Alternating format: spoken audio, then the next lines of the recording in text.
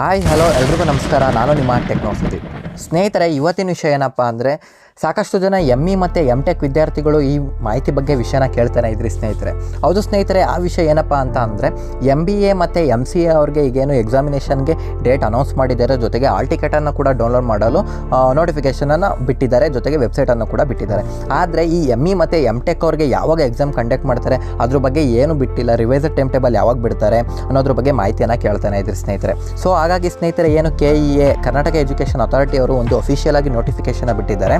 MTech ಮತ್ತು ME examination ಯಾವಾಗ ಆಗುತ್ತೆ ಅನ್ನೋದ್ರ ಬಗ್ಗೆ ಕಂಪ್ಲೀಟ್ ಆಗಿ ಈ ವಿಡಿಯೋದಲ್ಲಿ ನಾನು ನಿಮಗೆ ತಿಳಿಸ್ಕೊಡ್ತೀನಿ ಸ್ನೇಹಿತರೆ.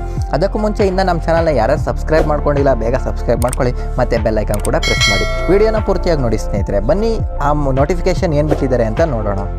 ಸ್ನೇಹಿತರೆ, ಇದು ಕರ್ನಾಟಕ ಎಕ್ಸಾಮಿನೇಷನ್ ಅಥಾರಿಟಿ ಅವರು ಅಫಿಷಿಯಲ್ ಆಗಿ ಬಿಟ್ಟಿರೋ ನೋಟಿಫಿಕೇಷನ್ ಇದಾಗಿದೆ.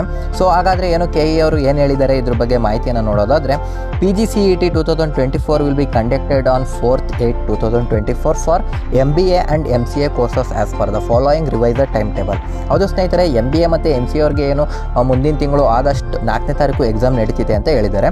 ಜೊತೆಗೆ candidates who have registered submitted the application and paid the fees of PGCET 2024 have to download the admission ticket from KEA website ಅಂತ ಹೇಳಿದ್ದಾರೆ. ಅಂದರೆ ಯಾರೆಲ್ಲ ನಿಮ್ಮ ರಿಜಿಸ್ಟ್ರೇಷನನ್ನು ಸಬ್ಮಿಟ್ ಮಾಡಿದ್ದೀರಾ, ಅಪ್ಲಿಕೇಶನ್ ಹಾಕಿದ್ದೀರಾ, ಅವರು PGCET 2024ಗೆ ಅಪ್ಲಿಕೇಶನ್ ಹಾಕಿರೋರು KEA ವೆಬ್ಸೈಟ್ ಕಡೆಯಿಂದ ನಿಮ್ಮ ಆಲ್ ಟಿಕೆಟನ್ನು ಡೌನ್ಲೋಡ್ ಮಾಡ್ಕೊಳ್ಳಿ ಅಂತ ಹೇಳಿದ್ದಾರೆ. ಸೊ ಇದಿಷ್ಟು ಮಾಹಿತಿ ಆಗಿತ್ತು. ಸೊ ಹಾಗಾದರೆ ME ಮತ್ತು MTech ಅವ್ರಿಗೆ ಈ ಒಂದು ನೋಟಿಫಿಕೇಷನಲ್ಲೇ ಒಂದು ಇನ್ಫಾರ್ಮೇಷನ್ ಕೊಟ್ಟಿದ್ದಾರೆ. ಏನಪ್ಪ ಅಂದರೆ, dates for ME and MTech courses will be informed ಶಾರ್ಟ್ಸ್ಲಿ.